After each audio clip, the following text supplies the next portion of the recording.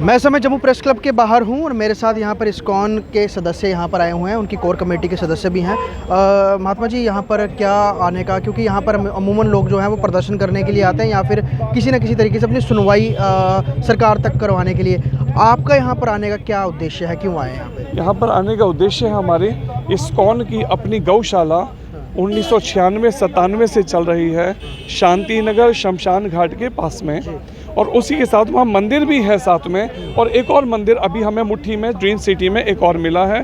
दोनों को मैनेज कर रहे हैं आप सतीश खजूरिया जी साथ में हैं, ये वहाँ का सेवा देख रहे हैं और फर्स्ट डे से देख रहे हैं। इनको गुरु महाराज ने सेवा सौंपी है। बीच में कुछ टाइम के लिए सेवा के लिए एक और भक्त को हरिद्वार से बुलाया गया यहाँ पर, वो सेवा करने आया, लेकिन उसकी बार बार शिकायतें आने लगी पैसे की, कुछ हेराफेरी करने की लोकल। इसलिए महाराज जी ने उनको जब यहाँ से हटाने के लिए उनको कहा कि तुम हरिद्वार दोबारा जाके सेवा करो, वो इस गौशाला वाले हिस्से पर कब्जा करके बैठने के लिए काबिज होना चाहा, और कुछ लोकल अपने जैसे लोग उसने और ढूंढ लिए। अब इसके लिए जब डीसी मैडम ने, जब एसीआर असिस्टेंट कमिश्नर जो है रेवेन्यू के, उनको और नायब तहसीलदार जी को भेजा इंक्वायरी, वो सबकी सुनवाई कर रहे थे, हम सबकी भी बात उन्होंने सुनी। जब रिंकू चौहान जी अपनी बात कहने लगे तो एक्स मेयर जो है चंद्रमोहन गुप्ता, वो बीच में खड़ा होकर इनसे माइक छीन के माँ बहन गंदी गालियां देते हुए धक्के देकर इनको पीछे पकड़ दिया। एक्स मेयर का इस तरह का व्यवहार क्यों, क्या मतलब, उनका क्या सरोकार था? बताता है एक्स मेयर का व्यवहार कहीं ना कहीं एक्स मेयर की मिली भगत से उस जगह पे कब्जा किया गया है। अगर एक्स मेयर को कब्जा नहीं सहयोग होता तो परिणाम में वो क्यों बीच में बोलता, उसको क्यों दर्द हुआ, उसके लिए एक शब्द नहीं बोला इन्होंने अब शब्दों से।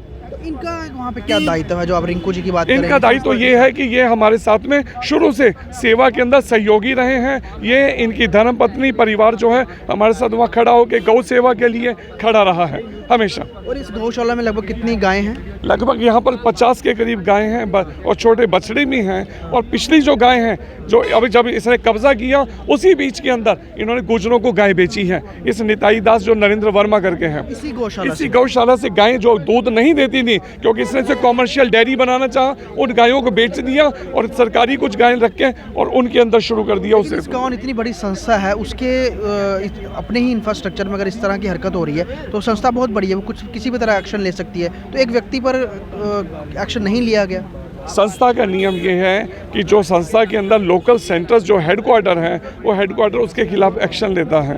तो हेडक्वार्टर उधमपुर के अंदर है, वहाँ पे कोर मेंबर्स हैं। जैसे ही देखा कि ये कैसा गलत व्यवहार कर रहा है, कब्जा करने की कोशिश, उसको हटाने के लिए हम तब से डीसी मैडम के पास हमने अपनी बात रखी। उन्होंने हर बात हमारी बात सुनी है और उन्होंने ही ये भेजा इस समय वहाँ पे सारी परिस्थिति को देखने के लिए, जिससे वो फाइनल डिसीजन ले सकें उन्होंने। लेकिन पूर्व मेयर जो है वो भाजपा से भी जुड़े हैं और भाजपा जो है वो हिंदुत्व का एजेंडा लेके चल रही है, तो उन्हीं के नेता अगर इस तरह से हिंदू संस्था के साथ ही व्यवहार करेंगे तो फिर आखिरकार सवाल किस पे उठाया जाए? असल में कहते हैं ना कि अंदर की भावना कहीं ना कहीं निकल के आ जाती है। हम ऊपर से भले कितने अच्छे लगने लगे, शरीफ लगने लगे, लेकिन कल का व्यवहार बता रहा है उन चंद्रमोहन गुप्ता जी का कि उनकी वास्तविक भावना क्या है।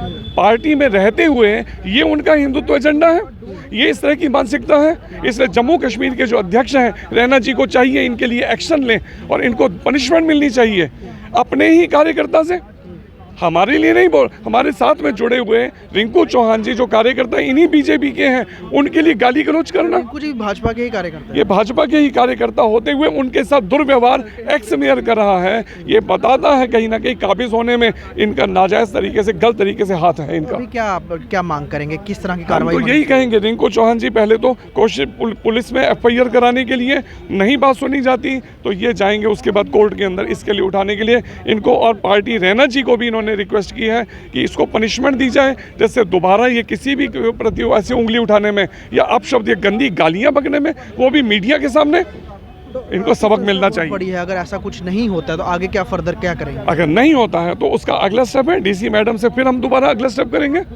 तो ये इस्कॉन के सदस्य हैं, जो कि गौशाला का एक मसला है, गौशाला पे कब्जा एक व्यक्ति ने किया था जो इस्कॉन का ही सदस्य था। और यहाँ पर जिस तरह से कल प्रशासन वहाँ पर गया और उसी समय पूर्व मेयर जो है वो चंद्रमोहन गुप्ता का जैसे कहना है कि वो वहाँ पर गए थे और जब वहाँ पर पूरी कार्रवाई चल रही थी, इन्हीं के एक कार्यकर्ता के साथ उन्होंने गाली गलौज किया, अभद्र व्यवहार किया, जिसके विरोध में ये संत समाज जो है इस्कॉन से जुड़ा हुआ, ये आज जम्मू प्रेस क्लब के बाहर आया और मांग कर रहा है कि बीजेपी प्रदेश अध्यक्ष जो है वो इन पर कोई एक्शन लें, या फिर अगर हम करें कि जम्मू प्रशासन जो है इस पर संज्ञान लेकर कड़ी से कड़ी कार्रवाई करे। ये इनकी मांग है। जम्मू से कौशिक पटियाल की रिपोर्ट।